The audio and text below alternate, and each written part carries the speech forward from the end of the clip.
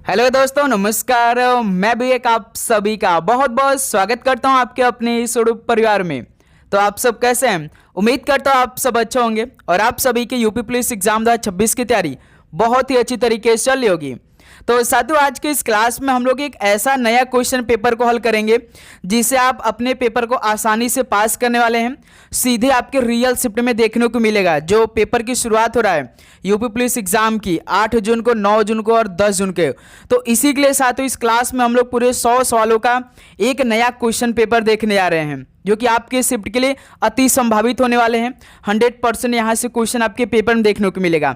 और इस पेपर में भी आप सभी का टारगेट है कि इन 100 सवाल में से 65 सवाल आप सभी को सही करने होंगे और एक भी सवाल पे आप सभी का नेगेटिव मार्किंग नहीं होने वाले हैं। जिस तरह से आपके 6 शिफ्ट में सवाल देखने को मिलेगा GK, UP GK, current affair, Hindi, math, reasoning से, तो साथियों सेम उसी तरह यह पहला नया क्वेश्चन पेपर होने जा रहा है। तो साथियों 20 दिन पहले इस पेपर को आप तैयार कर लीजिए, क्योंकि आज जैसे 20 दिन क्या, केवल 18 दिन हमारे पास बाकी है यूपी पुलिस एग्जाम देने से। तो साथियों आप क्या काम करेंगे, इन 100 सवालों का उत्तर तैयार कर लेंगे इसी क्लास में। एक भी सवाल का उत्तर आप छोड़ेंगे नहीं। जहां जहां से क्वेश्चन आपके पेपर में आएगा वहां से क्वेश्चन इस क्लास में होने जा रहा है। हर एक टॉपिक का आपको क्वेश्चन मिलेगा। जैसे कि कुछ सवाल आपको बहुत इजी मिल जाएंगे, तो कुछ सवाल आपको बहुत हाई डिफिकल्ट मिलेगा, कुछ सवाल आपको मीडियम लेवल के भी मिलेंगे जो आप अपने परीक्षा से पहले तैयार करेंगे और एक अंदाजा भी आपको लगने वाला है कि आपके पेपर में कैसे कैसे सवाल आने वाले हैं। तो साथियों उत्तर प्रदेश पुलिस परीक्षा जो होगा वो केवल 2 घंटे का होगा।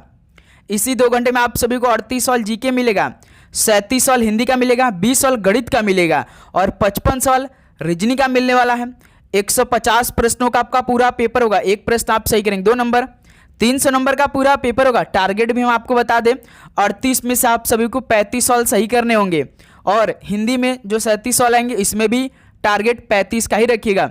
उसके बाद गणित में जो 20 सवाल आएगा ना, तो इसमें 15 सवाल सही करने का प्रयास करेगा। फिर इसके बाद 50 सवाल रीजनिंग का, तो इसमें 50 सवाल, यानी कि देखिए 35 35 70, 70 और 50 120, 15 135 का टारगेट होना चाहिए। स्कोर यदि बड़ा रहेगा, टारगेट बड़ा रहेगा, तो भाई अपनी तैयारी हमारी शानदार रहने वाली है। ठीक है, तो साथियों इस पेपर के माध्यम से एक आइडिया आपको लगने वाला है कि सवाल आपके पेपर में कैसे आने वाले हैं। ठीक है, लेकिन लास्ट में आप सभी से आपका स्कोर पूछेंगे, तो स्कोर जरूर करिएगा कि इन 100 सवाल में से आप सभी का कितना स्कोर बना। ठीक है, लेकिन साथियों आप सभी 100 सवालों का उत्तर तैयार कर लीजिएगा भाई, जो भी हम लोग जीके, हिंदी, मैथ, रीजनिंग करने वाले हैं। ठीक है, तो देखिए आज का पहला प्रश्न आपके स्क्रीन पर, निम्नलिखित में से कौन से किसी भारतीय राज्य में विधान परिषद के गठन की सिफारिश कर सकता है?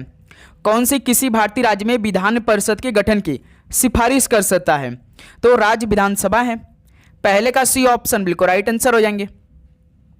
नेक्स्ट अगला सवाल को देखिए, क्वेश्चन नंबर 2 को, विश्व बौद्धिक संपदा संगठन यानी वीपो के अनुसार 2024 में अनुसंधान एवं विकास खर्च में भारत का विश्व स्तर पर कौन सा स्थान था? बताइए साथियों, विश्व बौद्धिक संपदा संगठन के अनुसार 2024 में अनुसंधान एवं विकास खर्च में भारत का विश्व स्तर पर कौन सा स्थान था? तो भारत का 7वां स्थान था। ऑप्शन बिल्कुल राइट आंसर हो जाएंगे। नेक्स्ट अगला सवाल कॉल करिएगा, क्वेश्चन नंबर 3 को, चंद्रगुप्त मौर्य का साम्राज्य उत्तर पश्चिम में कितनी दूर तक फैला हुआ था? बताएंगे आप सभी लोग, चंद्रगुप्त मौर्य का साम्राज्य उत्तर पश्चिम में कितनी दूर तक फैला हुआ था? तो ध्यान रखिएगा, हिंदू कुश रेंज तक फैला हुआ था। डी ऑप्शन बिल्कुल राइट आंसर हो जाएंगे। नेक्स्ट अगला सवाल कॉल करिए, क्वेश्चन नंबर 4 को, वनों की कटाई में कमी आएगी किसके कारण? तो साथियों वनों की कटाई में कमी आएगी तो आप जानते हैं कि वर्षा से भाई, तो बी ऑप्शन बिल्कुल राइट आंसर हो जाएंगे। नेक्स्ट अगला सवाल को देखिए, क्वेश्चन नंबर 5 को, निम्नलिखित में से कौन सा नृत्य तमिलनाडु से है? तो इनमें से कौन सा नृत्य तमिलनाडु से? बताएंगे आप सभी लोग। जैसे साथियों कथकली ये केरल का है, कथक उत्तर प्रदेश का है, भरतनाट्यम तो यही तो भाई तमिलनाडु का है, यानी इस सवाल का सी ऑप्शन राइट आंसर हो जाएंगे। जो कुचिपुड़ी है ये आंध्र प्रदेश का है, तो इस सवाल का सी ऑप्शन राइट आंसर हो जाएंगे। नेक्स्ट अगला सवाल कॉल करिए, क्वेश्चन नंबर 6 को, भारतीय संविधान की 6ठी अनुसूची के प्रावधान इनमें से किस राज्य पर लागू नहीं होते हैं? भारतीय संविधान की 6ठी अनुसूची के प्रावधान किस राज्य पर लागू नहीं होते हैं? तो ध्यान रखिएगा मणिपुर राज्य पर लागू नहीं होते हैं। डी ऑप्शन बिल्कुल राइट आंसर हो जाएंगे। ओके, नेक्स्ट अगला सवाल देखिए, क्वेश्चन नंबर 7 को, संपत्ति का अधिकार एक कानूनी अधिकार है जो निम्नलिखित में से किस अनुच्छेद के अंतर्गत आता है? संपत्ति का अधिकार एक कानूनी अधिकार है जो किस अनुच्छेद के अंतर्गत आता है? तो अनुच्छेद 300A के अंतर्गत आता है। ऑप्शन है बिल्कुल राइट आंसर हो जाएंगे। नेक्स्ट अगला सवाल, और आगे बढ़ने से पहले साथियों सबसे पहले आप अपने पास ही 10 टेस्ट सीरीज का PDF मंगा लीजिए। इसमें आप सभी को 1500 नए क्वेश्चन मिलेंगे जिससे आप अपनी तैयारी और भी अच्छी करने वाले हैं। जिस भी स्टूडेंट की तैयारी बिल्कुल भी नहीं है भाई, लग रहा है कि उनकी तैयारी में थोड़ी सी कमी है, तो बस ये 1500 क्वेश्चन को अपने से तैयार कर लीजिए भाई। इसके अलावा हम आप सभी को संपूर्ण GK, UP GK, Hindi, math, reasoning, current affair पूरा क्वेश्चन दे रहे भाई, वो भी टॉपिक वाइज। जो भी टॉपिक आपका क्लियर नहीं बस इस PDF से आप पढ़ लीजिए। तो साथियों PDF के लिए आप सभी को व्हाट्सएप मैसेज करना होगा इस नंबर पर, और ये सबको करना अनिवार्य है, सबको लेना अनिवार्य। जो भी 8 जून को, 9 जून को और 10 जून को यूपी पुलिस एग्जाम देने जा रहे हैं, तो साथियों इस नंबर मैसेज करके मात्र 50 रुपीज़ पे करके ये सारे क्वेश्चन अपने पास मंगाइए और तैयारी अपनी ज़बरदस्त रखिए साथी, जिससे आप सभी को काफ़ी फायदा हो और काफ़ी अच्छा स्कोर हो। इस बार आप सभी को एक सीट पक्का हो सके, ठीक है। देखिए साइमन कमीशन को किसके द्वारा नियुक्त किया गया था? साइमन कमीशन को किसके द्वारा नियुक्त किया गया था? तो यह ध्यान रखिएगा, स्टेनली बाल्डविन के द्वारा नियुक्त किया गया था साइमन कमीशन को। तो डी ऑप्शन इस सवाल का राइट आंसर हो जाएंगे। नेक्स्ट अगला सवाल कॉल करिएगा क्वेश्चन नंबर 9 को। किस वर्ष को भारत के जनसांख्यिकी इतिहास में एक महान विभाजन कहा जाता है? तो साथियों किस वर्ष को भारत के जनसांख्यिकी इतिहास में एक महान विभाजन कहा जाता है? तो वर्ष 1921 को कहा जाता है। ऑप्शन ए राइट आंसर हो जाएंगे। नेक्स्ट अगला सवाल को देखिए क्वेश्चन नंबर 10 को। सिरोही राष्ट्रीय उद्यान किस राज्य में स्थित है? सिरोही राष्ट्रीय उद्यान किस राज्य में है? तो साथियों ये मणिपुर राज्य में है। डी ऑप्शन बिल्कुल राइट आंसर हो जाएंगे। नेक्स्ट अगला सवाल को देखिए क्वेश्चन नंबर 11 को। पेरिस ओलंपिक किस वर्ष में भारत का एक ही प्रतिनिधि था? तो साथियों पेरिस ओलंपिक के किस वर्ष में भारत का एक ही प्रतिनिधि था? तो ध्यान रखिएगा पेरिस ओलंपिक 1900 में भारत का एक ही प्रतिनिधि था। ऑप्शन बिल्कुल राइट आंसर हो जाएंगे। नेक्स्ट अगला सवाल को देखिए क्वेश्चन नंबर 12 को। वर्ष 2026 के लिए भारत के राष्ट्रपति द्वारा कितने पद्म विभूषण पुरस्कारों को मंजूरी दी गई है? ये भी साथी मोस्ट एक्सपेक्टेड प्रश्न बन रहा है आपके एग्जाम के लिए। तो साथियों वर्ष 2026 के लिए भारत के राष्ट्रपति द्वारा कितने पद्म विभूषण पुरस्कारों को मंजूरी दी गई है? तो पूरे 5 लोगों के लिए। ऑप्शन है बिल्कुल राइट आंसर हो जाएंगे। नेक्स्ट अगला सवाल को देखिए क्वेश्चन नंबर 13 का राइट आंसर। निम्नलिखित में से किस गवर्नर जनरल ने सर्वोच्चता की नीति शुरू की? तो साथियों किस गवर्नर जनरल ने सर्वोच्चता की नीति शुरू की थी? तो लॉर्ड हेस्टिंग ने सर्वोच्चता की नीति शुरू की। ऑप्शन है राइट आंसर हो जाएंगे। अगला सवाल कॉल करिए क्वेश्चन नंबर 14 को। निम्नलिखित में से कौन सी भारतीय नदी पश्चिम में बह रही है? तो इनमें से कौन सी भारतीय नदी पश्चिम में बह रही है? तो सर जी लूनी नदी है। सी ऑप्शन राइट आंसर हो जाएंगे। अगला सवाल कॉल करिएगा क्वेश्चन नंबर 15 को। द विनर्स माइंडसेट पुस्तक के लेखक कौन है? द विनर्स माइंडसेट पुस्तक के लेखक कौन है? तो ध्यान रखिएगा आप लोग, सिन वॉटसन है जो कि ऑस्ट्रेलियाई प्लेयर हैं। बी ऑप्शन राइट आंसर हो जाएंगे। अब संन्यास ले चुके हैं, ठीक है। अगला सवाल को देखिए 16 नंबर को। भारतीय संविधान का अनुच्छेद 50 किस भाग से संबंधित है? तो साथियों जो भारतीय संविधान का अनुच्छेद 50 है ये किस भाग से संबंधित है? तो राजनीति के निर्देशक सिद्धांत से संबंधित है। बी ऑप्शन राइट आंसर हो जाएगा। इसे आप जानते होंगे DPSP के नाम से, जो कि भाग 4 में शामिल है। आर्टिकल 36 से 51 में इसका वर्णन किया गया है DPSP का, यानी राजनीति के निर्देशक सिद्धांत का, ठीक है। बी ऑप्शन इस सवाल का राइट आंसर है। अगला सवाल को देखिएगा क्वेश्चन नंबर 17 को। संविधान में नागरिकता के प्रावधान कब लागू हुए? साथियों संविधान में नागरिकता के प्रावधान कब लागू हुए थे? 26 नवंबर 1949 को लागू हुए।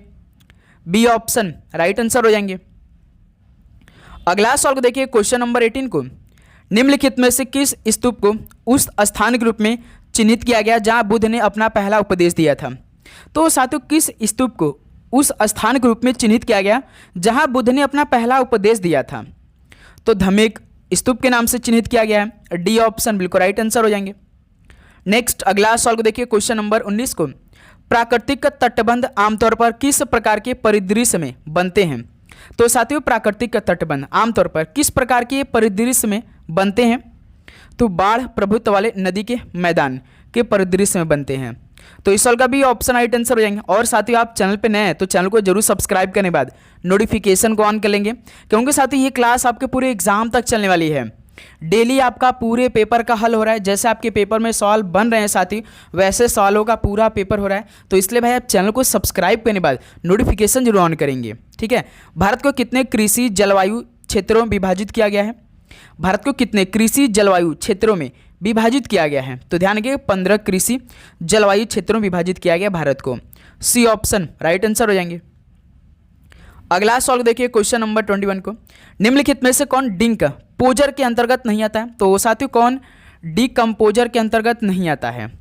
तो ध्यान रखिएगा सर्वाहारी, ये डिकम्पोजर के अंतर्गत नहीं आता है ना। सी ऑप्शन राइट आंसर हो जाएंगे। अगला सवाल को देखिए क्वेश्चन नंबर 22 को, फ्री स्टाइल कुश्ती में कौन सा कार्य पहलवान को तकनीकी अंक दिलाता है? तो साथियों फ्री स्टाइल कुश्ती में कौन सा कार्य पहलवान को तकनीकी अंक दिलाता है? तो एक साफ टेक डाउन करना, ठीक है। सी ऑप्शन इस सवाल का राइट आंसर हो जाएंगे। अगला सवाल को देखिए क्वेश्चन नंबर 23 को, गुप्त अभिलेखों में तालाबों के लिए निम्नलिखित में से किस शब्द का प्रयोग किया गया था? गुप्त अभिलेखों में तालाबों के लिए किस शब्द का प्रयोग किया गया था? तो तड़ाका शब्द का प्रयोग किया गया था। डी ऑप्शन राइट आंसर हो जाएंगे। लास्ट में स्कोर पूछेंगे साथियों, ठीक है, बताना है आप सभी को। भारतीय संविधान का कौन सा अनुच्छेद सर्वोच्च न्यायालय को अपने निर्णय या आदेश की समीक्षा करने की अनुमति देता है? तो साथियों भारतीय संविधान का कौन सा अनुच्छेद सर्वोच्च न्यायालय को अपने निर्णय या आदेश की समीक्षा करने की अनुमति देता है? तो अनुच्छेद 137 में इसका वर्णन किया गया है। ऑप्शन राइट आंसर हो जाएंगे। अगला सवाल को देखिए क्वेश्चन नंबर 25 का राइट आंसर क्या बनेगा? चैंपियन चेस टूर के दूसरे चरण के माध्यम से ए स्पोर्ट वर्ल्ड कप 2025 के लिए क्वालिफाई करने वाले पहले भारतीय शतरंज खिलाड़ी निम्नलिखित में से कौन बने? तो साथियों चैंपियंस चेस टूर के दूसरे चरण के माध्यम से ए स्पोर्ट वर्ल्ड कप 2025 के लिए क्वालिफाई करने वाले पहले भारतीय शतरंज खिलाड़ी कौन बने? उनका नाम क्या था? तो अर्जुन एरी गैसी बने हैं। ऑप्शन ए राइट आंसर हो जाएंगे। अगला सवाल देखिए क्वेश्चन नंबर 26 को, 1973 के वैश्विक तेल संकट का पांचवी पंचवर्षीय योजना पर क्या प्रभाव पड़ा था? आप सभी को मालूम होगा पांचवी पंचवर्षीय योजना 1974 से लेकर 1979 तक चला था। तो साथियों 1973 के वैश्विक तेल संकट का पांचवी पंचवर्षीय योजना पर क्या प्रभाव पड़ा था? तो इसमें आर्थिक व्यवधान और पुनर्मूल्यांकन हुआ था। डी ऑप्शन बिल्कुल राइट आंसर हो जाएंगे। ओके, अगला सवाल को देखिए क्वेश्चन नंबर 27 को, किसी कैदी के शीघ्र न्यायालय में सुनवाई के अधिकार को निम्नलिखित में से किस मौलिक अधिकार में वर्गीकृत किया जाएगा? तो साथियों किसी कैदी के शीघ्र न्यायालय में सुनवाई के अधिकार को किस मौलिक अधिकार में वर्गीकृत किया जाएगा? तो जीवन का अधिकार में वर्गीकृत किया जाएगा। तो इस सवाल का बी ऑप्शन राइट आंसर हो जाएंगे। नेक्स्ट अगला सवाल को देखिए क्वेश्चन नंबर 28 को, फिल्म फेयर OTT अवार्ड्स 2025 में सर्वश्रेष्ठ अभिनेता सीरीज पुरुष ड्रामा का पुरस्कार किसने जीता? तो साथियों फिल्म फेयर OTT अवार्ड्स 2025 में सर्वश्रेष्ठ अभिनेता सीरीज पुरुष ड्रामा का पुरस्कार किसने जीता? तो जयदीप अहलावत ने जीता था। ऑप्शन है बिल्कुल राइट आंसर हो जाएंगे, ठीक है। चलिए अगला सवाल को देखिए क्वेश्चन नंबर 29 को, गणतंत्र दिवस परेड 2026 के दौरान कर्तव्य पथ पर कुल कितने झांकियों का चयन किया गया था? बताइए साथियों, गणतंत्र दिवस परेड 2026 के दौरान कर्तव्य पथ पर कुल कितने झांकियों का चयन किया गया था? तो पूरे 30 झांकियों का चयन किया गया था। सी ऑप्शन राइट आंसर हो जाएंगे। नेक्स्ट क्वेश्चन नंबर 30 देखिए, 1991 के बाद की औद्योगिक नीति का मुख्य लक्ष्य क्या था? तो साथियों 1991 के बाद की औद्योगिक नीति का एक मुख्य लक्ष्य क्या था? तो लघु उद्योगों को बढ़ावा देना था। तो ऑप्शन इस सवाल का राइट आंसर हो जाएंगे। नेक्स्ट अगला सवाल कॉल करिए क्वेश्चन नंबर 31 को, सभी प्राकृतिक भूकंप निम्नलिखित क्षेत्र में आते हैं? बताइए किस मंडल में आते हैं सभी प्राकृतिक भूकंप? तो किस क्षेत्र में आते हैं? तो सर जी ये तो स्थल मंडल में आते हैं। ऑप्शन बिल्कुल राइट आंसर हो जाएंगे। नेक्स्ट अगला सवाल को देखिए क्वेश्चन नंबर 32 को, आवर्त सारणी में क्षैतिज पंक्तियां क्या दर्शाती है? आवर्त सारणी में क्षैतिज पंक्तियां क्या दर्शाती हैं? तो आवर्त दर्शाती हैं। बी ऑप्शन राइट आंसर हो जाएंगे। चलिए नेक्स्ट क्वेश्चन नंबर 33 देखिए, सामान्य सेवा भर्ती अधिनियम किस ईस्वी में पारित किया गया था? सामान्य सेवा भर्ती अधिनियम किस ईस्वी में पारित किया गया? तो सर जी 1856 ईस्वी में पारित किया गया। डी ऑप्शन राइट आंसर है। नेक्स्ट क्वेश्चन नंबर 34 देखिए, शब्द फुल यानी फुट फॉल्ट निम्नलिखित में से किस खेल से संबंधित है? तो साथियों ये शब्द है फुट फॉल्ट, ये किस खेल से संबंधित है? तो ध्यान रखेंगे टेनिस खेल से संबंधित है। तो बी ऑप्शन राइट आंसर हो जाएंगे। नेक्स्ट अगला सवाल को देखिए क्वेश्चन नंबर 35 को, पैरालंपिक्स में 2 पदक जीतने वाले पहले भारतीय पैरालंपियन कौन है? पैरालंपिक्स में 2 पदक जीतने वाले पहले भारतीय पैरालंपियन कौन बने? तो सर जी देवेंद्र झंझरिया बने थे ना, ऑप्शन बिल्कुल राइट आंसर हो जाएंगे। नेक्स्ट अगला सवाल को देखिए, क्वेश्चन नंबर 36 को 2025 में इसरो के नवीनतम रॉकेट कार्यक्रम में NGLV का संक्षिप्त रूप क्या है? तो साथियों 2025 में इसरो के नवीनतम रॉकेट कार्यक्रम में NGLV का संक्षिप्त रूप क्या है? तो ध्यान रखिएगा, नेक्स्ट जनरेशन लॉन्च व्हीकल है NGLV का संक्षिप्त रूप। तो इस सवाल का बी ऑप्शन राइट आंसर हो जाएंगे। अगला सवाल को देखिए, क्वेश्चन नंबर 37 को वायुमंडल में ओजोन लेयर किस परत में स्थित है? वायुमंडल में ओजोन लेयर किस परत में स्थित है? तो सर जी समताप मंडल में स्थित है, डी ऑप्शन राइट आंसर हो जाएंगे। अगला सवाल को देखिए, क्वेश्चन नंबर 38 को लूर नृत्य किस राज्य का पारंपरिक लोक नृत्य है जो केवल महिलाओं द्वारा किया जाता है? तो साथियों लूर नृत्य किस राज्य का पारंपरिक लोक नृत्य है जो केवल महिलाओं द्वारा किया जाता है? तो ध्यान रखिएगा, हरियाणा का है ये लूर नृत्य, ऑप्शन राइट आंसर हो जाएंगे। ओके, नेक्स्ट क्वेश्चन नंबर 39 देखिए, 2025 में फार्मूला 1 वर्ल्ड चैंपियनशिप किसने जीती? तो साथियों 2025 में फार्मूला 1 वर्ल्ड चैंपियनशिप किसने जीती थी? तो सर जी लैंडो नॉरिस ने जीती थी, सी ऑप्शन राइट आंसर हो जाएंगे। ठीक है, अगला सवाल को देखिए, क्वेश्चन नंबर 40 को कौन सा भारतीय मैराथन आयोजन एशिया का सबसे बड़ा मैराथन माना जाता है? कौन सा भारतीय मैराथन आयोजन एशिया का सबसे बड़ा मैराथन माना जाता है? तो मुंबई मैराथन है, डी ऑप्शन राइट आंसर हो जाएंगे। ओके, नेक्स्ट अगला सवाल की बात करते हैं, क्वेश्चन नंबर 41 को निम्नलिखित में से कौन सा आरबीआई का मौद्रिक नीति साधन नहीं है? साथियों कौन सा आरबीआई का मौद्रिक नीति साधन नहीं है? तो इनमें से याद रखिए सरकारी खर्च नहीं है, ऑप्शन है बिल्कुल राइट आंसर हो जाएंगे। नेक्स्ट अगला सवाल को देखिए, क्वेश्चन नंबर 42 को गुप्त काल के दौरान सोने के सिक्कों को निम्नलिखित में से किस नाम से जाना जाता था? गुप्त काल के दौरान सोने के सिक्कों को किस नाम से जाना जाता था? तो ध्यान रखिएगा दिनार के नाम से, डी ऑप्शन राइट आंसर हो जाएंगे। अगला सवाल को देखिए, क्वेश्चन नंबर 43 को तो साथियों आज सबसे पहले जीके के सवाल हल करें, उसके बाद आपका रीजनिंग का सवाल आएगा। ठीक है, ऐसे सवाल आज की इस क्लास में होने वाले हैं। निम्नलिखित में से कौन सा शास्त्रीय नृत्य संत श्रीमंत शंकरदेव से जुड़ा है? बताएंगे आप सभी लोग, कौन सा शास्त्रीय नृत्य संत श्रीमंत शंकरदेव से जुड़ा हुआ है? तो वो सत्रिया है। सत्रिया किस राज्य का है? असम का है। अगला सवाल को देखिए, क्वेश्चन नंबर 44 को 2011 की जनगणना के अनुसार भारत में तीसरी सर्वाधिक बोली जाने वाली भाषा कौन सी है? 2011 की जनगणना के अनुसार भारत में तीसरी सर्वाधिक बोली जाने वाली भाषा इनमें से कौन सी है? तो वो मराठी भाषा है, डी ऑप्शन राइट आंसर हो जाएंगे। अगला सवाल को देखिए, क्वेश्चन नंबर 45 को विटामिन B12 आमतौर पर किस में उपस्थित नहीं होता है? बताएंगे आप सभी लोग, जो विटामिन B12 है आमतौर पर किस में उपस्थित नहीं होता है? जैसे साथियों मछली उत्पाद में रहता है, कुक्कुट उत्पाद में उपस्थित होता है, दुग्ध उत्पाद में होता है, लेकिन जो पादप खाद्य पदार्थ इसमें उपस्थित नहीं होता है। तो इस सवाल का बी ऑप्शन राइट आंसर हो जाएंगे। अगला सवाल को देखिए, क्वेश्चन नंबर 46 को कर्नाटक का गोम्बे हब्बा त्यौहार किसका त्यौहार है ये? तो बताइए साथियों, कर्नाटक का गोम्बे हब्बा त्यौहार ये किसका त्यौहार है? तो ये गुड़िया का त्यौहार है, डी ऑप्शन राइट आंसर हो जाएंगे। नेक्स्ट अगला सवाल को देखिए, क्वेश्चन नंबर 47 को भारत में पहला सत्याग्रह अभियान निम्नलिखित में से किस स्थान पर शुरू किया गया था? भारत में पहला सत्याग्रह अभियान किस स्थान पर शुरू किया गया था? तो चंपारण में शुरू किया गया था, ऑप्शन राइट आंसर हो जाएंगे। नेक्स्ट अगला सवाल को देखिए, क्वेश्चन नंबर 48 को केंद्रीय ग्रामीण स्वच्छता कार्यक्रम किस वर्ष शुरू किया गया था? साथियों केंद्रीय ग्रामीण स्वच्छता कार्यक्रम किस वर्ष शुरू किया गया था? तो आप कहेंगे सर जी 1986 में, सी ऑप्शन राइट आंसर हो जाएंगे। अगला सवाल को देखिए, क्वेश्चन नंबर 49 को नाटी लोक नृत्य भारत के निम्नलिखित में से किस राज्य से संबंधित है? नाटी लोक नृत्य भारत के किस राज्य से संबंधित है? तो हिमाचल प्रदेश से संबंधित है, सी ऑप्शन राइट आंसर हो जाएंगे। नेक्स्ट अगला सवाल कॉल करिए, क्वेश्चन नंबर 50 को लोना शब्द का प्रयोग किस खेल में किया जाता है? साथियों लोना शब्द का प्रयोग किस खेल में होता है? तो कबड्डी खेल में होता है, ऑप्शन बिल्कुल राइट आंसर हो जाएंगे। अगला सवाल को देखिए, क्वेश्चन नंबर 51 को मार्च 2025 में प्रधानमंत्री नरेंद्र मोदी के निजी सचिव के रूप में किसे नियुक्त किया गया है? तो साथियों मार्च 2025 में प्रधानमंत्री नरेंद्र मोदी के निजी सचिव के रूप में किसे नियुक्त किया गया? तो निधि तिवारी को नियुक्त किया गया था, सी ऑप्शन राइट आंसर हो जाएंगे। ओके, अगला सवाल को देखिए, क्वेश्चन नंबर 52 को भारतीय एथलेटिक्स महासंघ AFI के एथलीट आयोग के अध्यक्ष के रूप में किसे नियुक्त किया गया है? बताइए, भारतीय एथलेटिक्स महासंघ के एथलीट आयोग के अध्यक्ष के रूप में किसे नियुक्त किया गया है? तो अंजू बॉबी जॉर्ज को किया गया। बी ऑप्शन राइट आंसर हो जाएंगे।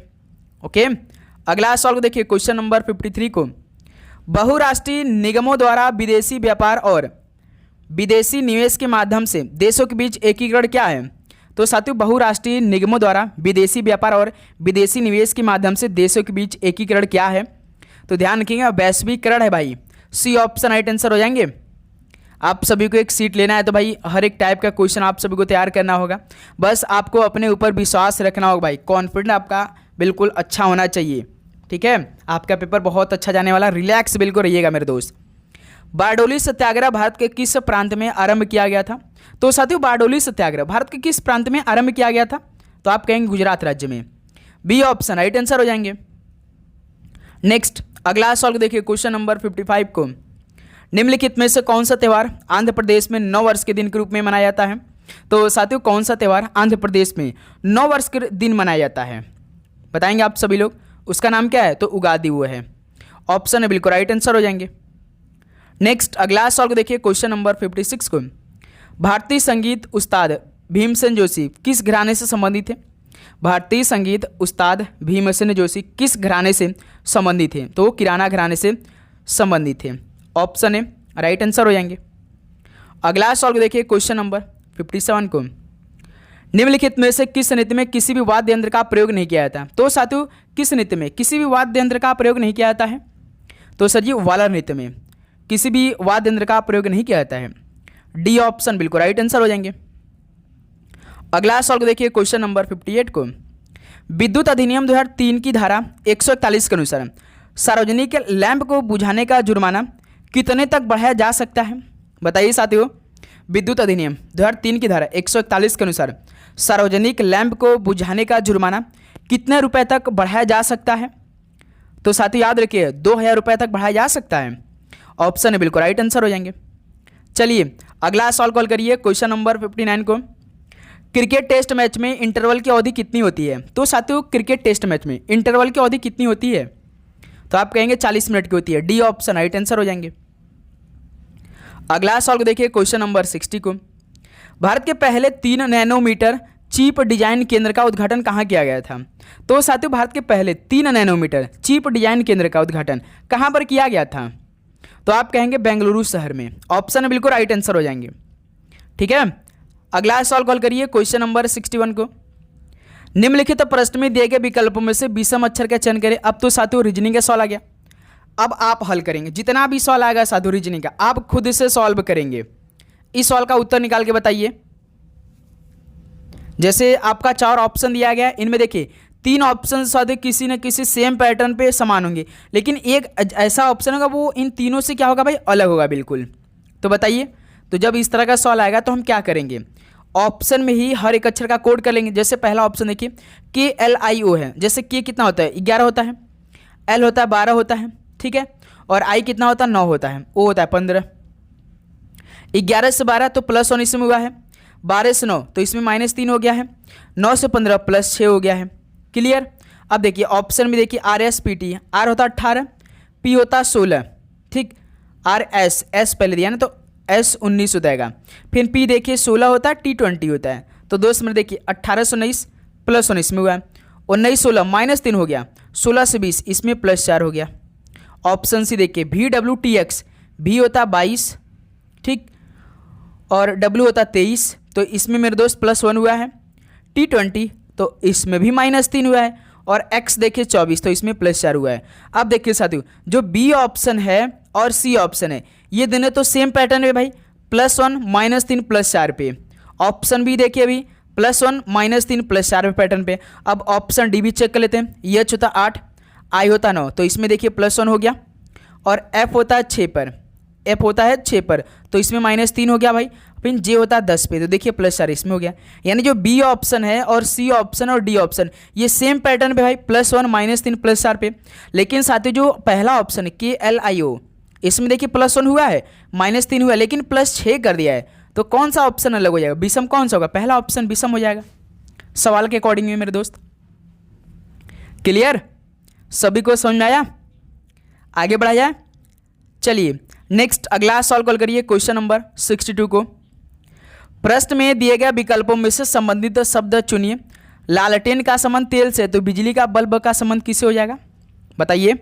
तो साथियों जैसे कि तेल जो होता है वो लालटेन जनाले के लिए होता है। पहले लालटेन हम लोग के घर होता था, उसमें तेल हम लोग डालकर, मिट्टी का तेल जो पहले मिलता था, अब तो वो भी बंद हो चुका है भाई, सरकार की तरफ से वो नहीं मिल रहा है, आप सभी को मालूम होगा।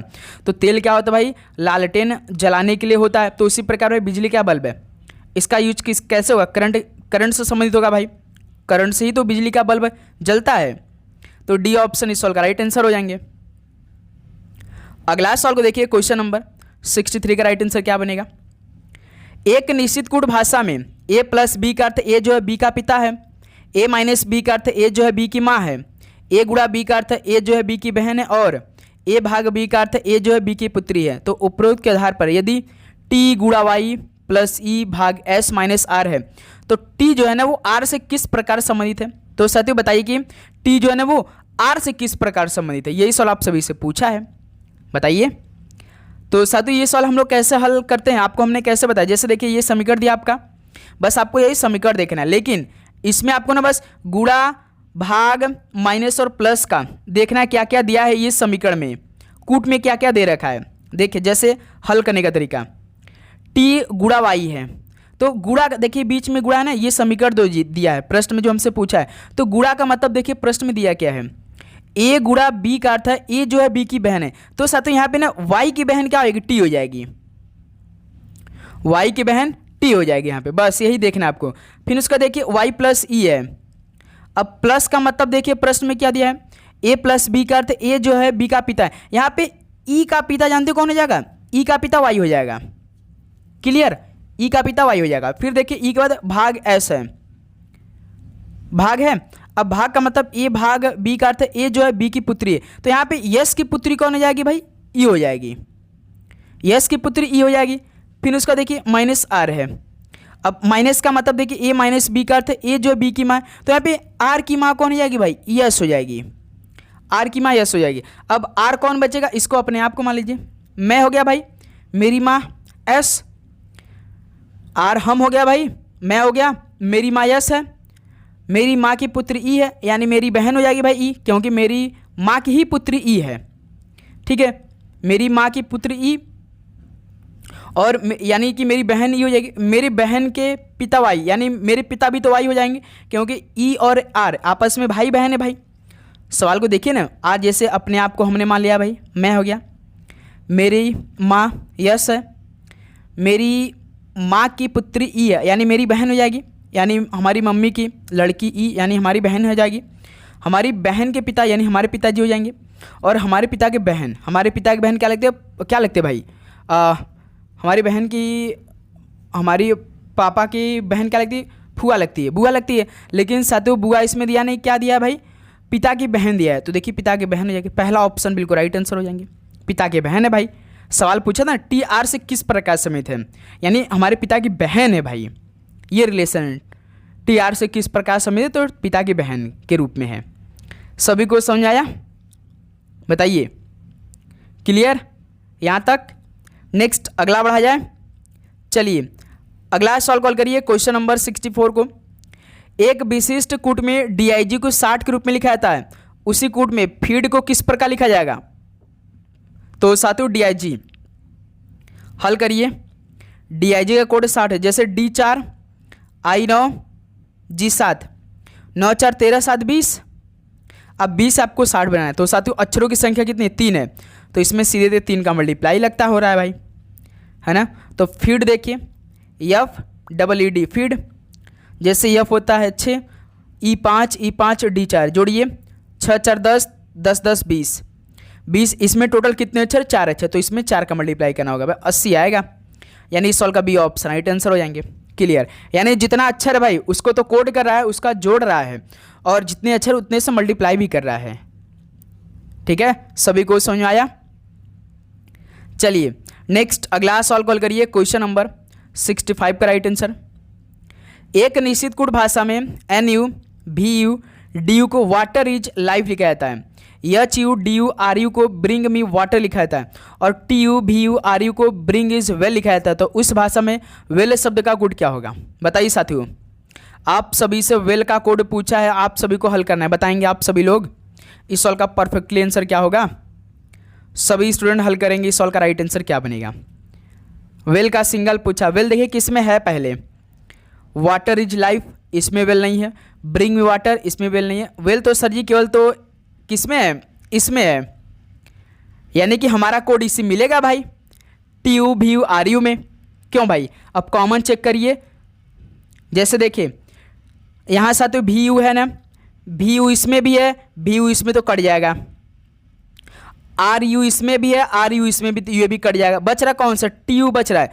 तो वेल जैसे इसमें एक है तो इसमें भी टी यू क्या है, सिंगल है, तो यही क्या हो जाएगा कोड, वेल का कोड क्या होगा, टी यू होगा मेरे दोस्त, सी ऑप्शन राइट आंसर हो जाएगा। हमने आपको कई बार बताया जब भी सिंगल पूछे तो पहले तो देखिए किस में दिया है, और ये किसी तरह दिमाग लगे कि हमें दो को कॉमन देखकर हटाना ही हटाना है। जैसे इसमें देखिए हमने आर यू को कॉमन देखिए तो कट गया भाई, और भी यू देखिए, भी यू को हमने देखा तो कट गया, बच रहा कौन सा, टी यू तो बचा केवल, क्योंकि भाई हमारा आंसर इसी में आएगा और किसी में आंसर आएगा, क्योंकि वेल किसी में है नहीं। ठीक है, सभी को क्लियर, इस सॉल्व का सी ऑप्शन परफेक्ट हो रहा है।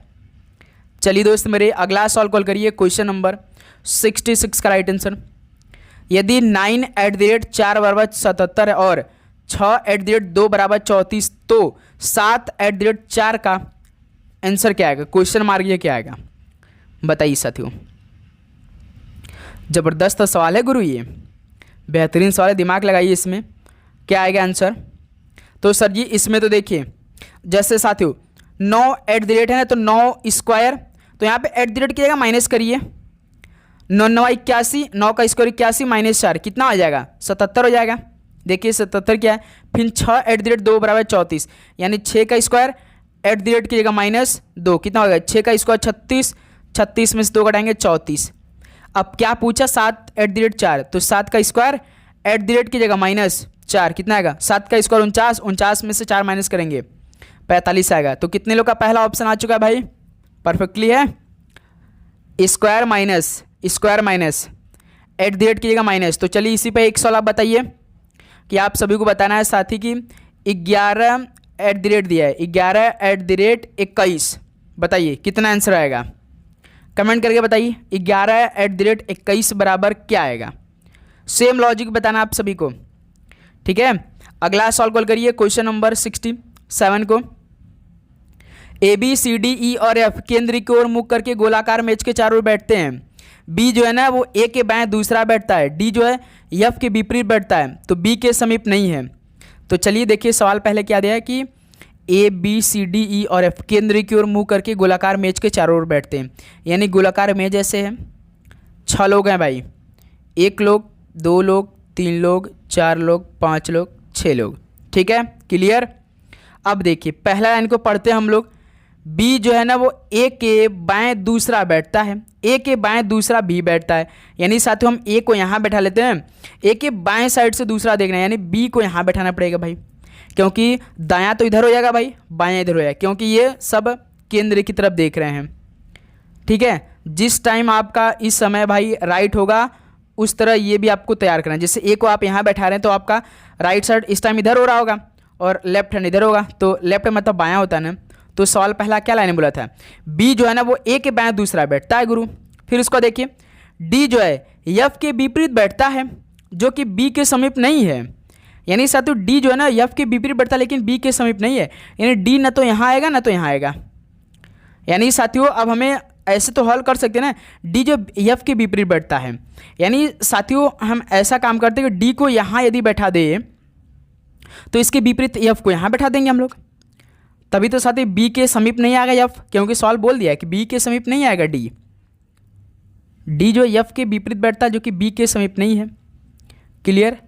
अब देखिए साथियों, अब इसका देखिए डी जो एफ के विपरीत बैठता है, एक सेकंड साथियों, सवाल क्या बोला है कि डी जो है वो एफ के विपरीत बैठता है, एफ के विपरीत बैठता है लेकिन जो कि बी के समीप नहीं है ना, ये सवाल बोला है। यानी कि साथियों हम डी जो एफ के विपरीत बैठता है, लेकिन डी जो एफ के विपरीत बैठता है, बिल्कुल, तो डी को हम यहाँ बैठा देते हैं, एफ को यहाँ बैठा देंगे, ठीक है, जो कि बी के समीप नहीं आएगा भाई एफ। क्लियर। अब इसको देखिए, सी जो ए के समीप नहीं है, यानी ए के समीप सी नहीं होना चाहिए, यानी साथ ही सी यहाँ पे आ जाएगा। अभी एक कौन नहीं बैठा, ई नहीं बैठा, तो ई को यहाँ बैठा दीजिए, सवाल कंप्लीट हो गया। अब साथ ही सवाल क्या पूछा कि एफ के तत्काल दाएं कौन बैठता है। एफ के तत्काल तो सर जी सी तो बैठा है, यहीं पे देखिए सी बैठ गया है गुरु, यानी इस सवाल का बी ऑप्शन राइट आंसर हो जाएंगे। इसमें थोड़ा सा भाई लॉजिक लगाना पड़ेगा आप सभी को, कम से कम 2 सवाल आपके पेपर में आएगा भाई, ध्यान रखिएगा, 2 सवाल आपके पेपर में श्योर आएगा ये सवाल। चलिए नेक्स्ट अगला सवाल कॉल करिए, क्वेश्चन नंबर 68 को।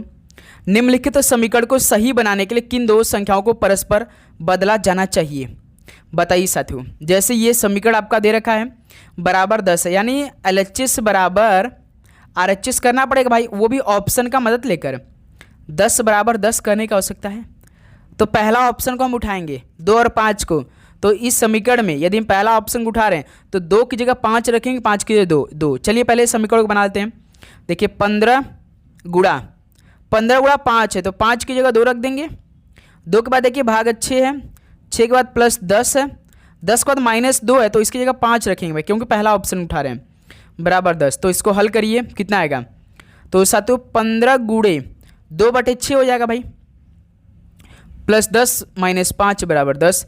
तो 2 1 कम 2, 2 3 6, 3 बार में 3 5 15, यानी 5 प्लस 10 - 5 बराबर 10। देखिए साथियों 5 10 15, 15 में से 5 घटाएंगे 10, 10 बराबर 10, यही आ गया, यानी पहला ऑप्शन। 2 और 5 बदलने से हमारा आंसर आ गया भाई ऑप्शन ए। क्लियर, सभी को समझ में आया दोस्त, बिल्कुल। चलिए नेक्स्ट अगला सवाल कॉल करिए, क्वेश्चन नंबर 69 को। दिए गए विकल्पों में से उस संख्या का चयन कीजिए जो निम्नलिखित श्रेणी में प्रश्न चिन्ह के स्थान पर आ सकती है। 205, 222, 241, 264, 293 प्रश्नवाचक चिन्ह। क्या आएगा साथियों बताइए। जैसे 205,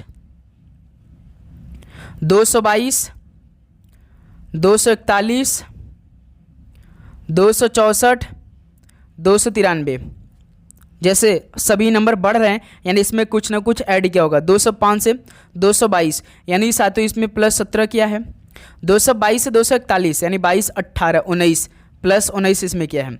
241 से 264, तो इसमें भाई प्लस 23 किया। 264 से 293, 64 और 26, आपका हो जाएगा कितना भाई, 64 26 90 393, यानी साथियों इसमें प्लस 29 किया है भाई, इसमें प्लस 29 किया। 264 में 29 जोड़ेंगे 293 जाएगा। तो इसी प्रकार साथियों 293 में हम क्या जोड़ेंगे, देखिए 17 19 23 29, ये अभाज्य संख्या चल रहा है। तो साथियों 29 के बाद अभाज्य संख्या कौन सी आती है, 31 आती है।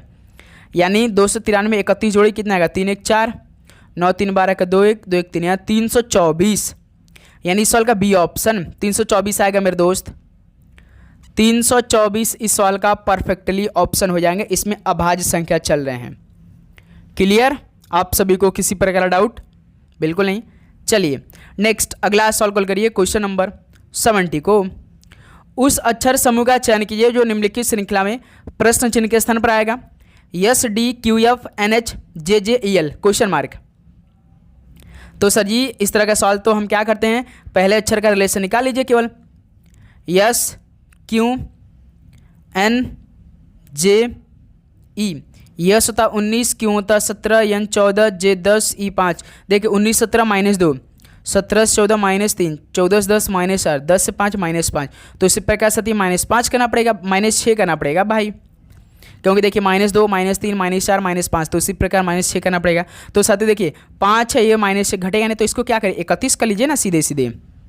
आप जानते हैं ए से लेकर जेड तक 26 होता है, 27 पे होता है, 28 पे बी, 29 पे सी, 30 पे डी, 31 पे ई। हमेशा याद है जब भी इस तरह का आए तो भाई 27 को ए मान लिया कीजिए आप लोग। जब भी ए का रिलेशन जेड से बनाना हो, ए का रिलेशन वाई से बनाना हो, या बी का रिलेशन वाई से बनाना हो, ए से लेकर जेड तक 26 होता है, जैसे 27 बढ़े वो ए से हो जाता है। तो अब साथियों यहाँ पे 31 में से 6 घटाएंगे कितना आएगा, 25 आएगा ना। 25 पे कौन अच्छा रहता है, वाई आता है।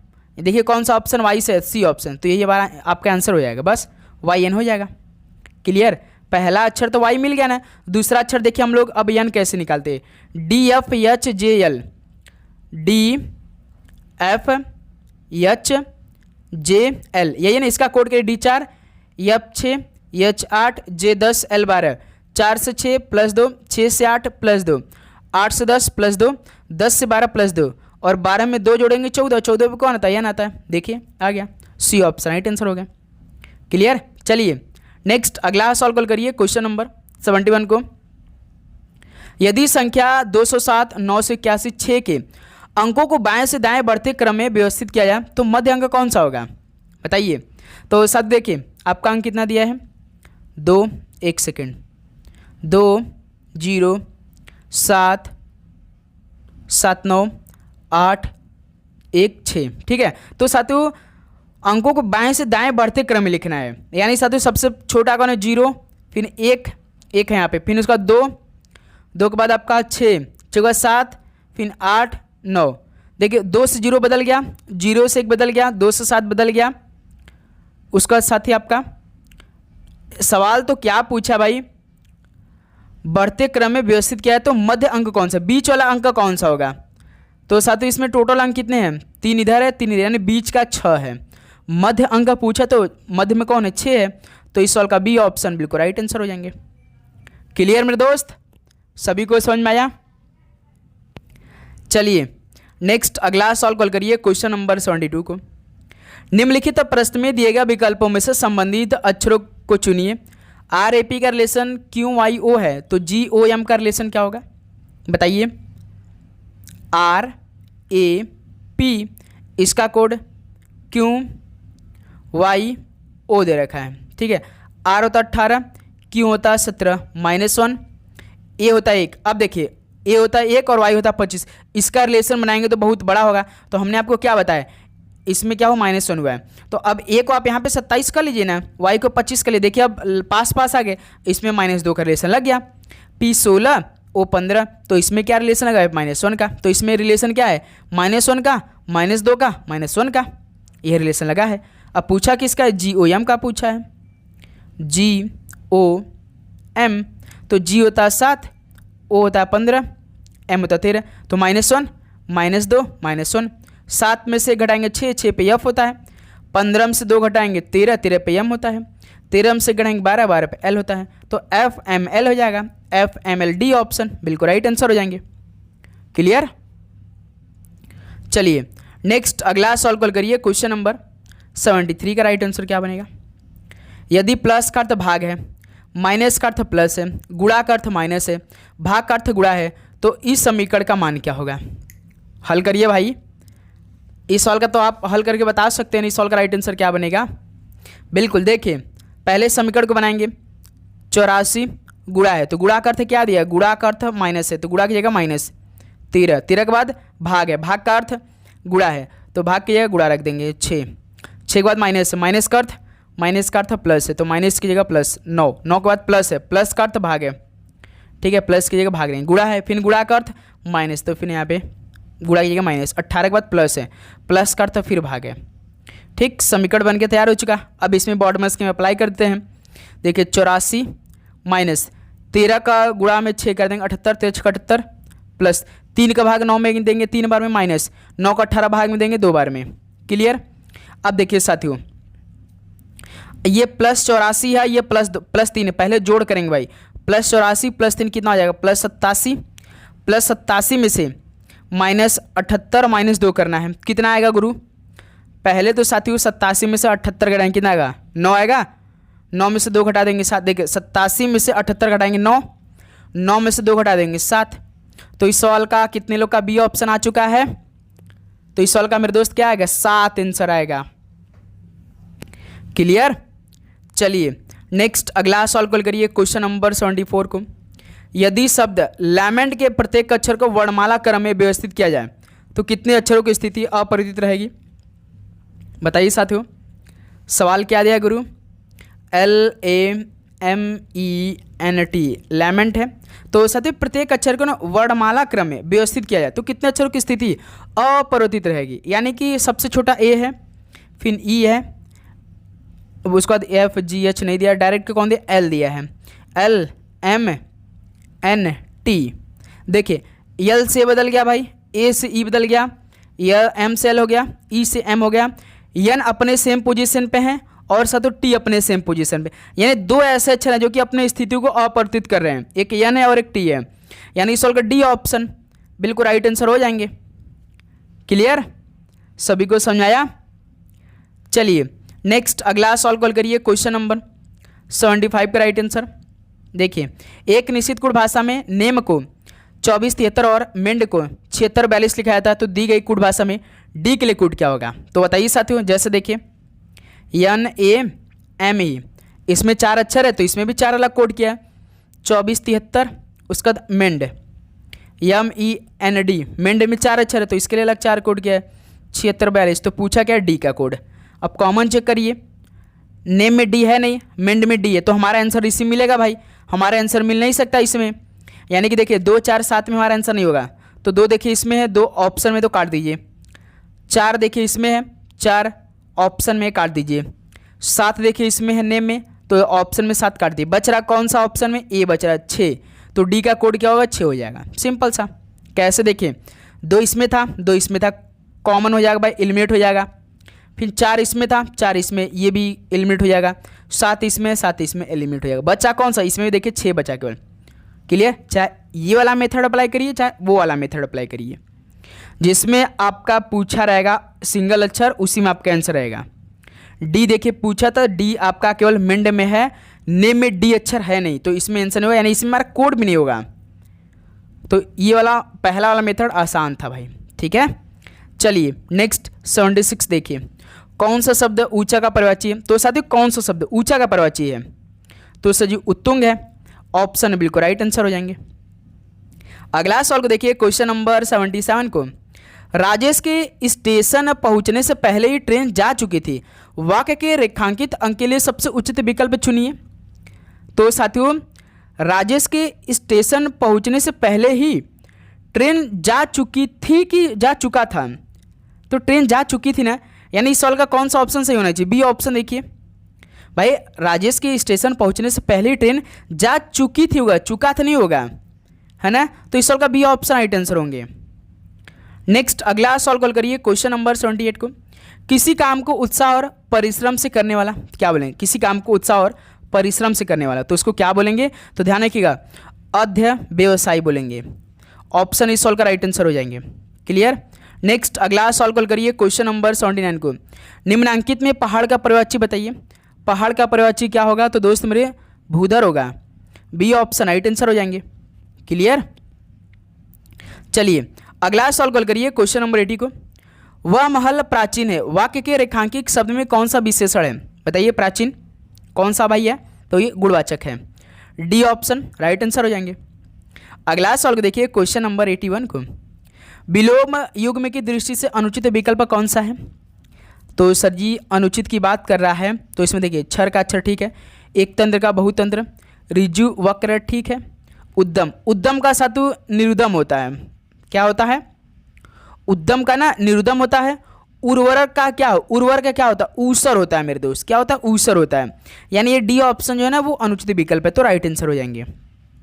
ठीक है, अगला सवाल देखिए, क्वेश्चन नंबर 82 को, तुम्हारी बंदर घुड़की से मैं नहीं डरता, वाक्य के रेखांकित अंश में प्रयुक्त मुहावरे का सही अर्थ क्या होगा, तुम्हारी बंदर घुड़की से मैं नहीं डरता, तो बंदर घुड़की, तो भाई मुहावरे का अर्थ क्या होगा, इसका मतलब क्या होता है, प्रभावहीन धमकी, कोई प्रभाव नहीं पड़ेगा भाई, ऑप्शन बिल्कुल राइट आंसर हो जाएंगे।